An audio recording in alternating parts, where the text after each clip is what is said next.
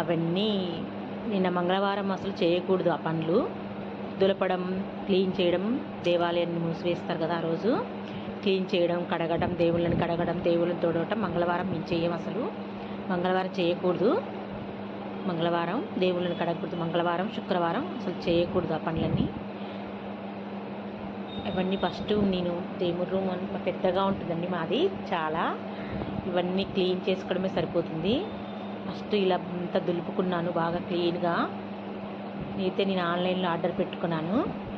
చాలా సాఫ్ట్గా ఉంటుంది, అయితే మంచిగా ఉంటుందని, చేసుకోవడానికి చాలా బాగుంటుంది. ఇలా దేవుడి రూమ్ అంతా మొత్తం క్లీన్ చేసుకున్నాను. అదే రోజు చేస్తారా మీరు? చేయరు కదా. మేమైతే చేయము అలా. మంగళవారం రోజు అస్సలు దులపము. ఇలా క్లీన్ చేసుకున్నానంతా. మీరు చేస్తారా ఇలా? ఆ రోజైతే మేము అస్సలు చేయమండి. అందుకని నేను బుధవారం రోజు క్లీనింగ్ పెట్టుకున్నాను. ఈరోజు చాలా బాగా చేసుకుంటాను నేను. ఆ రోజు అసలు చేయకూడదు, గ్రహణం చూడకూడదు. కొన్ని రాశుల వారికంట చూడకూడదంట గ్రహణం. సింహరాశి వాళ్ళకి, కర్కాటక రాశి వాళ్ళకి, కుంభరాశి వాళ్ళకి చాలా చెడు ప్రభావం అనేది ఉంటుందంట. ఆ రోజు చూడొద్దంట. నేనైతే ఇలా క్లాత్ వేసుకుంటాను. ఒక క్లాత్, శుభ్రమైన క్లాత్ పెట్టుకొని ఆ దేవుళ్ళని మొత్తం తీసేసాను. మొత్తం రూమ్ అంతా క్లీన్ చేశాను. మాది చాలా పెద్దగా ఉంటుంది దేవుడి రూము. ఒక రూమ్ అంత ఉంది అది. దాన్ని క్లీన్ చేయాలంటే ఇక ఒక హాఫ్ డే పడుతుంది. చాలా ప్రాసెస్ అది.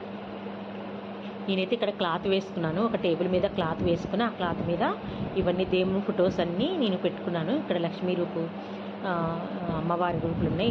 వెండి నాణేలు.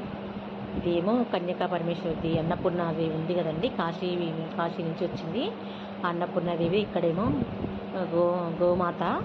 గోమాత వెండిదండి. ఇలా రైస్లో పెట్టుకుంటాను నేను అన్నపూర్ణాదేవిని రైస్లో పెట్టుకొని నేను పూజించుకుంటాను.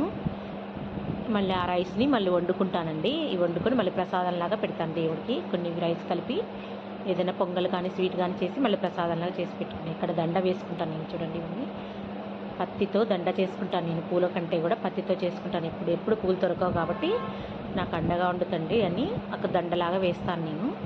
బొట్లు పెట్టి, గంధం బొట్లు, కుంకుమ బొట్లు పెట్టి నేను గంధం అవన్నీ అలా పత్తితో అలంకరించుకుంటాను. మీరు ఎలా చేసుకుంటారో కూడా కామెంట్ చేయండి. నేనైతే ఇలా చేసుకుంటాను సింపుల్గా. ఇదంతా క్లీన్ చేసుకుంటున్నాను.